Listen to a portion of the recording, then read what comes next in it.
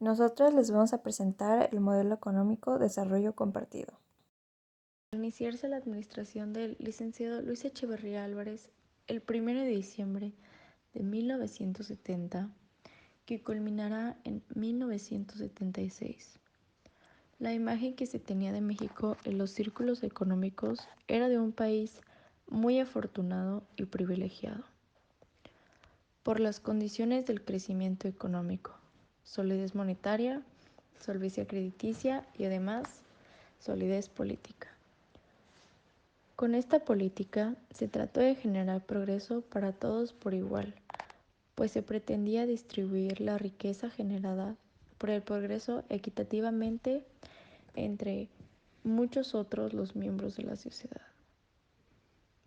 Entre las medidas tomadas estuvo la creación de programas de fomento, estímulos fiscales, subsidios, evasiones de impuestos, depreciación acelerada de los activos fijos, entre otros, para promover la participación de la iniciativa privada en la industria nacional. El gasto público fue el motor del crecimiento económico en este periodo. No obstante, los mayores ingresos públicos provenientes del petróleo y la recaudación generada por el crecimiento económico del país fueron insuficientes para financiar su expansión.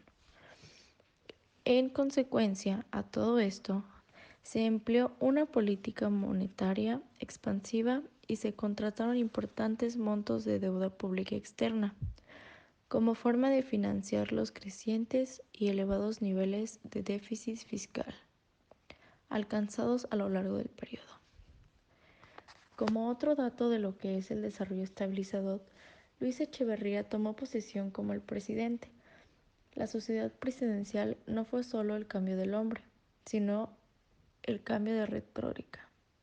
El desarrollo compartido fue un gran plan de corte populista que buscaba compartir los beneficios del crecimiento y una alianza entre obreros y campesinos.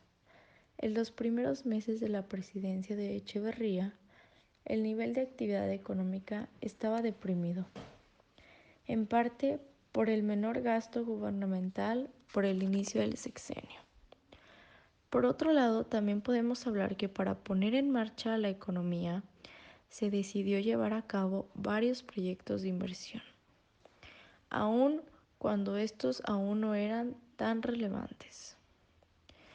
Pero aún así, el objetivo era aumentar la producción en el corto plazo. Ahora, a continuación hablaremos un poco acerca de los objetivos del desarrollo estabilizador.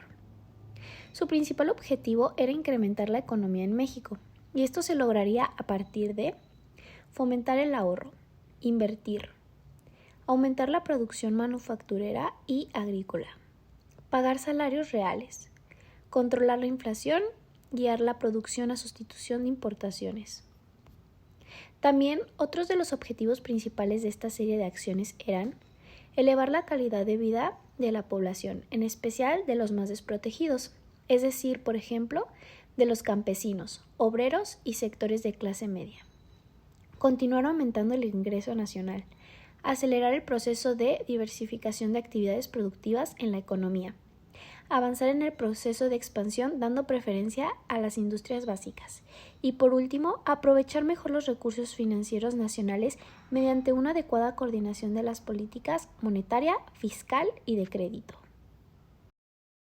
Esto tuvo un impacto muy positivo en la economía mexicana y este logró un mayor aporte al sector industrial privado por parte del gobierno nacional, estimuló la producción de bienes de capital, la apertura del Instituto del Fondo Nacional de la Vivienda para los Trabajadores, que es lo que conocemos como Infonavit.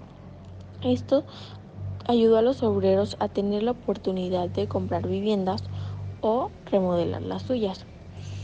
También diseñó una reforma educativa basada en el aprendizaje de nuevos oficios, ayudó a la apertura de nuevas universidades y centros de educación media para todo el público. También logró un plan nacional de educación para adultos. Se llevó a cabo una reforma educativa para dar mayor cavidad a la educación técnica y de esta manera integrar a más personas, que en su mayoría fueron jóvenes, al aparato productivo del país.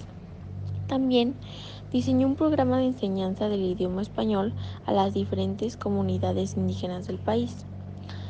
También implementó el sistema alimentario mexicano, el cual se encarga de la organización y adaptación a las actividades agrícolas para aumentar la producción básica y reducir las importaciones, así como no apoyar la explotación pesquera y su consumo. Este periodo se caracterizó por la creación y transformación de muchas instituciones, como que se creó el Fondo de Vivienda para los Trabajadores Militares, se creó la Universidad Autónoma Metropolitana, también creó el Instituto Mexicano de Comercio Exterior, el Instituto Nacional para el Desarrollo de la Comunidad Rural y de la Vivienda Popular, también el Consejo Nacional para promover la cultura y recreación de los trabajadores y por último el Colegio de Ciencias y Humanidades. Bueno, yo les voy a hablar de algunos efectos negativos que tuvo este modelo económico y pues no se puede dejar de lado el impacto negativo que tuvo el desarrollo compartido en la vida y política de México. Entre estos efectos están los siguientes, que es que México entró en recesión a pesar de los efectos positivos que había tenido el desarrollo estabilizador. El desarrollo compartido llevó a México nuevamente a la recesión económica. Otro punto es que el Producto Interno Bruto registró el crecimiento más bajo desde 1959. Además, el peso se desplomó al final del sexenio de 12.50 a 70 pesos por dólar. Otro punto es que la deuda externa aumentó y de hecho se duplicó de 8 a casi 26,000 millones de dólares. Además, se gastaba más de lo que se producía y por ende no había retorno de la inversión. Se produjeron revueltas sociales y manifestaciones populares a gran escala en muchas partes del país. La producción era ineficiente y poco competitiva. Además, así como aumentó el apoyo al sector industrial privado, disminuyó el apoyo al campo y al trabajo de los campesinos.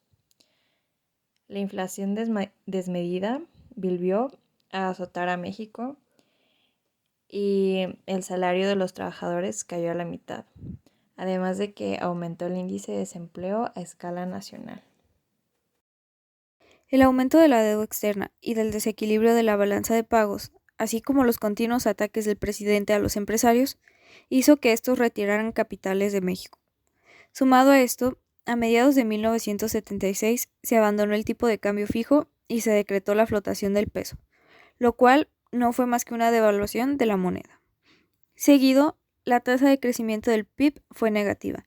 El aumento de la inflación, la caída de los sueldos y el aumento de los precios de los productos básicos ocasionaron el desplome de la captación de divisas procedentes del petróleo.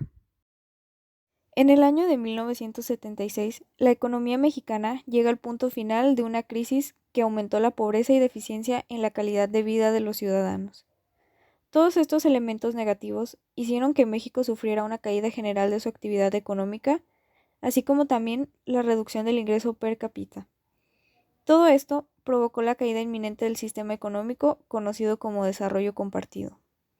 En resumen, el desarrollo compartido resultó ser una solución muy pobre y carente de bases, así como de herramientas, que hizo de la economía mexicana de ese tiempo un grave problema con respecto a los demás países latinoamericanos, ocasionando que las deudas externas fueran cada vez más grandes.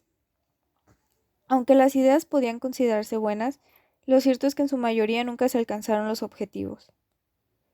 El fracaso de este modelo, añadido a la escasez de buenos servicios médicos, abastecimiento de alimentos, medidas sanitarias insuficientes, así como la ineficiencia en los demás servicios públicos, estaban ligados a la corrupción y la necesidad de darle soluciones rápidas a un pueblo que tenía una densidad de población muy elevada, con distintas necesidades distinguidas gracias a la marginación social. Todo lo anterior fue la causa principal del quiebre del gobierno del presidente Luis Echeverría.